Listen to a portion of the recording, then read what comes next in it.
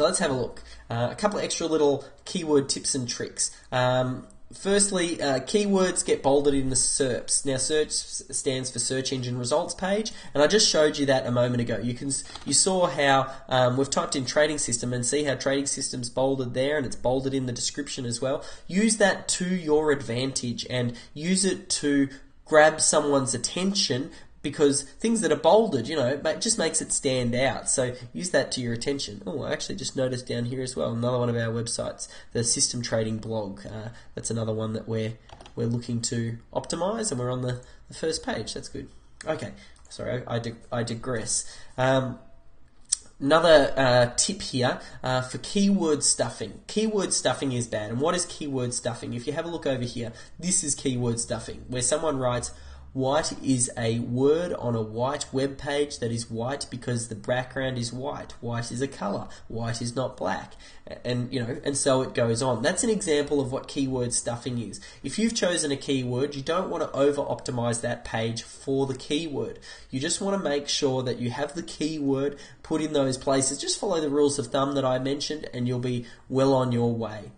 The next thing I wanted to talk about is latent semantic indexing, and this is something where I think a lot of people have got unnecessarily caught up.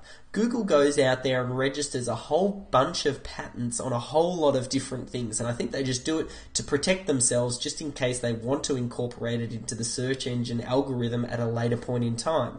But latent semantic indexing is this idea that when you write a piece of content, let's say we're optimizing for the keyword trading systems, Google registered this patent basically saying if someone is writing around the keyword trading systems, then they would also reference some of these other keywords. So if I'm talking about trading systems, some other terms related to that, they're not variations, but they're related. Things like how to enter, how to exit, how much money should I put into a stock, a trailing stop, an initial stop. These keywords typically are surrounded in whenever someone's talking about trading systems. So the idea being that you want to try and have these keywords, these latent or these semantic keywords within your text. Now, I don't tend to worry about it too much because I'm out there putting good content, and that's ultimately what I'm doing. So I know that those keywords are going to work their way in anyway. I don't need to focus in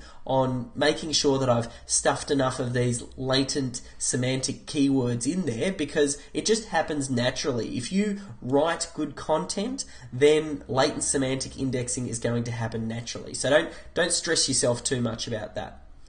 Just the important thing, don't follow an exact formula. Follow those rules of thumb that I talked about for the basics of on-page optimization, and rather than focusing on getting a page perfectly optimized, because there is no perfectly optimized page, focus on building more pages. And I'll talk a little bit about internal linking structure and why that's so important, but just rest assured you're going to have better bang for your buck. You're going to have a better return on investment for your time if you focus on building more pages as opposed to tweaking and making the pages that you've already got exactly right.